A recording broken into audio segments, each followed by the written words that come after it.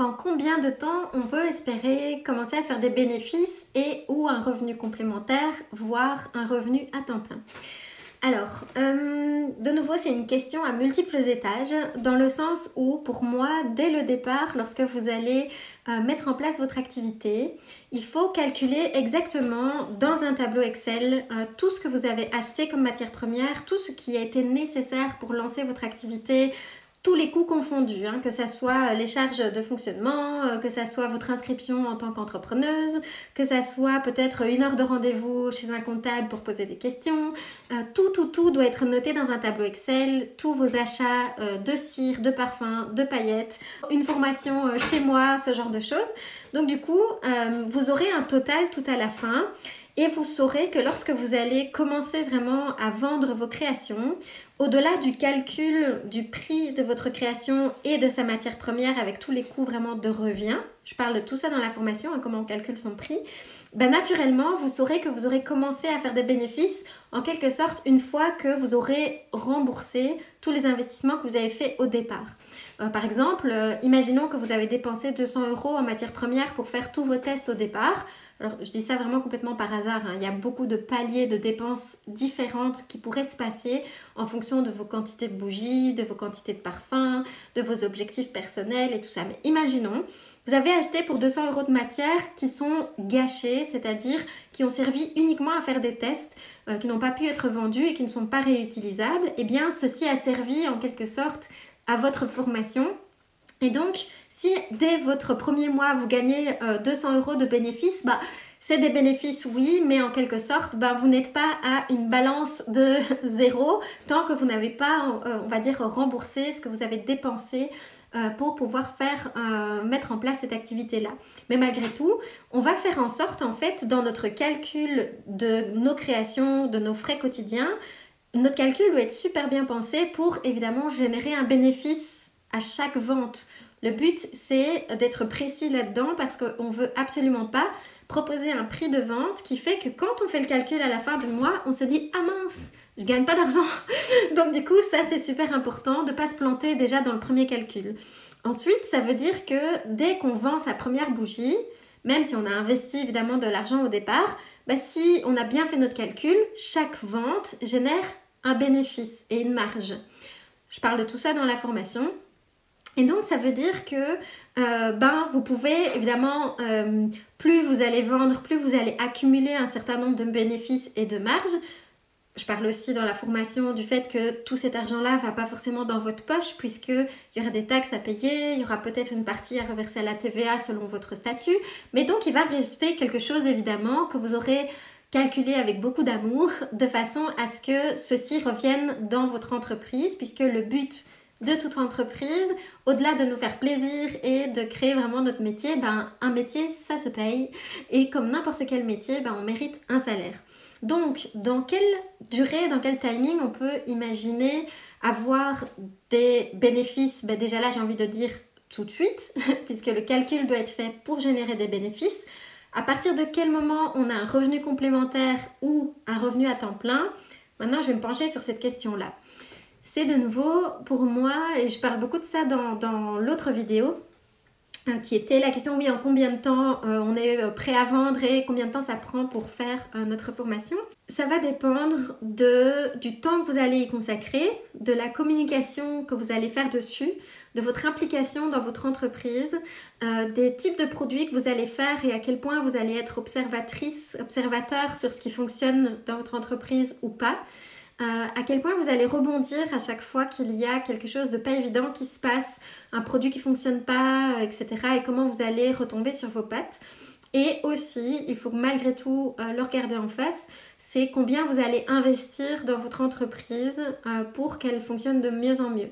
Puisque quand moi j'ai commencé, quel que soit le métier dans la création ou dans le service qu'on puisse commencer, le fait d'avoir investi dans des formations et dans des savoir-faire, ça m'a quand même beaucoup aidé à développer davantage mes activités, mon chiffre d'affaires. Donc ne fût-ce que, comme vous êtes en train de peut-être l'envisager, s'offrir une formation sur la technique, c'est une chose.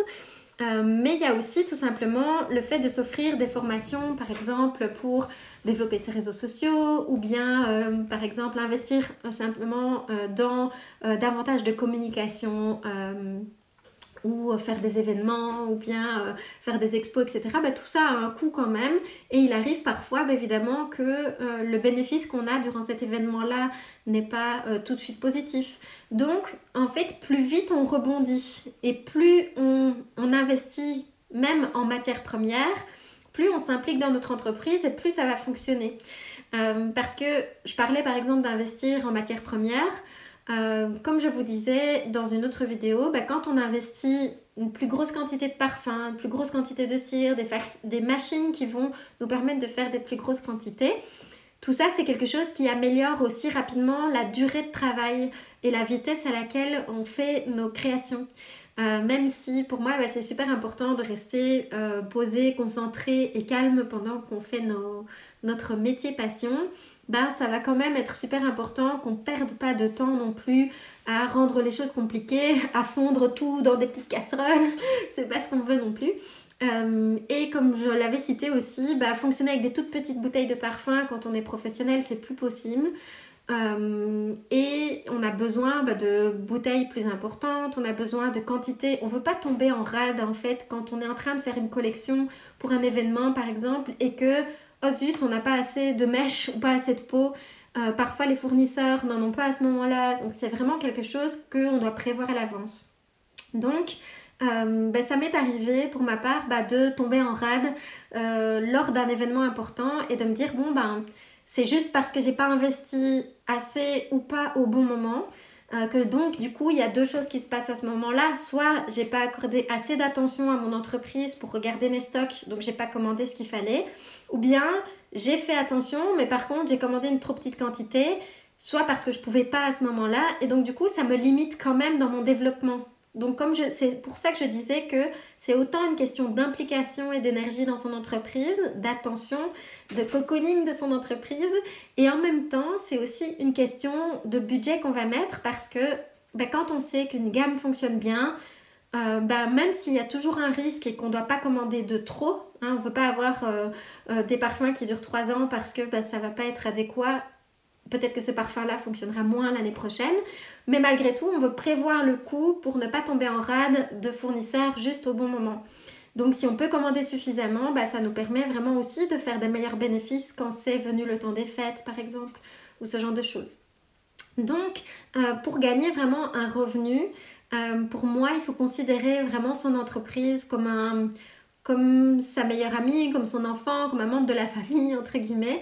Moi, je parle à mon entreprise vraiment, alors ça semble un peu délirant, mais pour moi, je suis en connexion avec elle tous les jours et je sais quand elle me dit en quelque sorte que je la délaisse quelque part.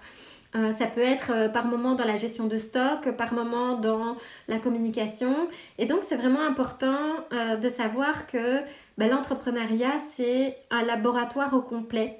Et qu'en particulier dans l'artisanat, alors ça va dépendre d'une technique à l'autre. Il y a des techniques qui sont plus difficiles à mettre en œuvre pour commencer à vendre, etc.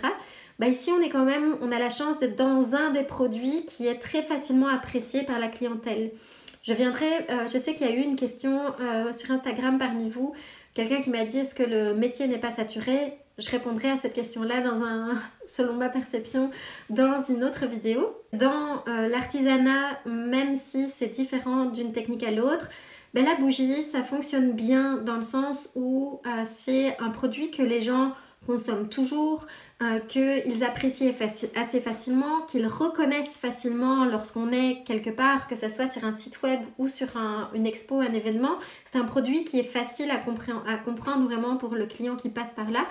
C'est un peu la même chose pour les bijoux. Les bijoux ont toujours fonctionné. Si ça fonctionne pas, pour moi, c'est pas forcément parce que le produit n'est pas le bon. Enfin, je veux dire, la bijouterie ou la bougie, par exemple, ce sont des produits qui fonctionnent bien. Par contre, ça nous demande de l'implication personnelle pour comprendre que peut-être dans notre région, imaginons, c'est déjà arrivé dans certains types de collections de bijoux, par exemple, il y a des régions comme ça qui sont plus attirées par des bijoux très artisanaux, avec des laines, avec du crochet, des choses comme ça. Alors qu'il y a d'autres régions où si le bijou il n'est pas en argent, ça passe moins bien. Donc là, je parle par exemple vraiment pour de la vente locale dans des boutiques et tout ça.